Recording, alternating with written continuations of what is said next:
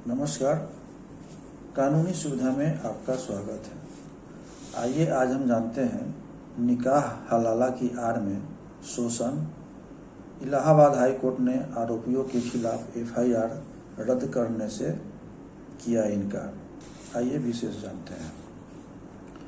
Allahabad high court ने उस याचिका को खारिज कर दिया जिसमें एक महिला को अपने ही पति ने दोबारा शादी करने के लिए 2 बार निकाह हलाला के बहाने कथित तौर पर यौन शोषण का शिकार बनाने के मामले में दर्ज एफआईआर को रद्द करने की मांग की गई थी। हाई कोर्ट की खंडपीठ ने स्पष्ट किया कि वैवाहिक रिश्तों की आड़ में किए गए अपराधों को व्यक्तिगत यानी पर्सनल कानूनों के तहत संरक्षण नहीं दिया जा सकता। जस्टिस जे मुनीर और जस्टिस तरुण सक्सेना की खंडपीठ ने आरोपी पति और अन्य सह आरोपियों द्वारा दायर 3 रीट याचिकाओं को खारिज करते हुए इस मामले में पुलिस की जांच जारी रखने का रास्ता साफ कर दिया है।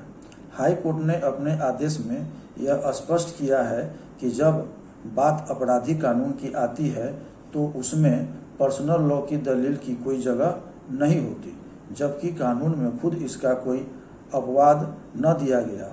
अदालत ने कहा है कि वैवाहिक संबंधों की आड़ में यदि कोई अपराध किया जाता है तो पर्सनल लॉ आरोपियों को आपराधिक मामले से नहीं बचा सकते। सुनवाई के दौरान खंडपीठ ने इस मामले की परिस्थितियों पर गहरी चिंता जताई।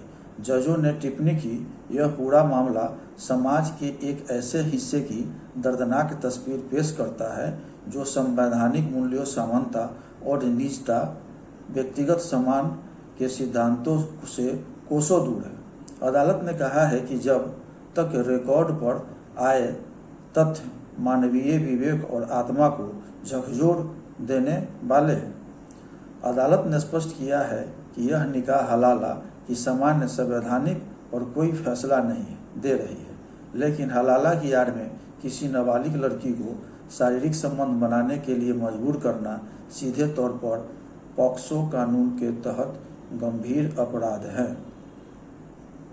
पुलिस रिकॉर्ड और दर्ज एफआईआर के अनुसार पीड़िता की विवाह अप्रैल 2015 में मुख्य आरोपी से हुआ था। तब उसकी उम्र महज 15 साल की थी। विवाह के कुछ ही दिनों बाद जनवरी 2016 में पति ने उसे 3 तलाक दे दिया। बाद में पति ने उसे दोबारा अपनाने की बात कही, लेकिन उसके लिए नवंबर 2016 में पीड़िता पर निकाह हलाला की प्रक्रिया का दबाव बनाया गया। आरोप है कि तब 16 साल की नाबालिग उम्र में पीड़िता को उसकी मर्जी के खिलाफ एक मौलवी, जो मामले में सह आरोपी है, के साथ शारीरिक संबंध बनाने पड़े। पीड़िता ने अपने बयान में कहा कि उस उम्र में वह इस प्रथा के बारे में कुछ भी समझने की स्थिति में नहीं थी। इसके बाद अप्रैल 2017 में पति के साथ उसका दोबारा निकाह कराया गया, जिसमें उसकी एक बेटी हुई। आरोप है कि बेटी होने पर पति ने उसे फिर प्रताड़ित करना शुरू कर दिया और साल 2021 में दूसरी बार तलाक दे दिया, जिसके बाद कोर्ट के जरिए उसका तलाक हो गया। तलाक के बाद पति ने दूसरी शादी कर ली थी, लेकिन जब उसे पता चला कि उसकी दूसरी पत्नी मां नहीं बन सकती, जब उसको पता चला उसके पति को कि उसकी पत्नी, जो दूसरी पत्नी है, वो मां नहीं बन सकती, तब उसने पीड़िता से दोबारा संपर्क साधा।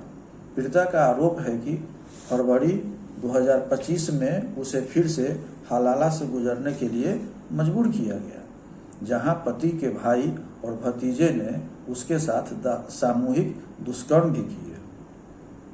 इसके बाद एक फर्जी निकाहनामा तैयार किया गया।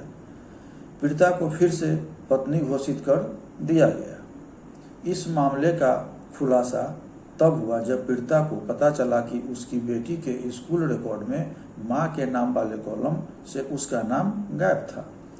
जब उसने इस पर सवाल किया तो पति ने उसे अपनी पत्नी मानने से इनकार कर दिया। यह मामला उत्तर प्रदेश के अमरोहा जिले में 9 दिसंबर 2025 को दर्ज की गई एफआईआर से जुड़ा है। पुलिस ने आरोपियों के खिलाफ भारतीय न्याय संहिता वीएनएस की धारा 85 पति या रिश्तेदारों द्वारा क्रूरता, धारा 64 दुष्कर्म, धारा 70(2) सामूहिक दुष्कर्म, 3 तलाक कानून की धारा 3/4 और पॉक्सो एक्ट के तहत मामला दर्ज किया। हाई कोर्ट ने पहली हलाला की घटना को प्रथम दृष्टया नाबालिग से दुष्कर्म, पॉक्सो अपराध और दूसरी घटना को सामूहिक दुष्कर्म का मामला मानते हुए सभी याचिकाएं खारिज कर दी और पुलिस को निष्पक्ष व गहन जांच करने का आदेश दिया गया। नमस्कार।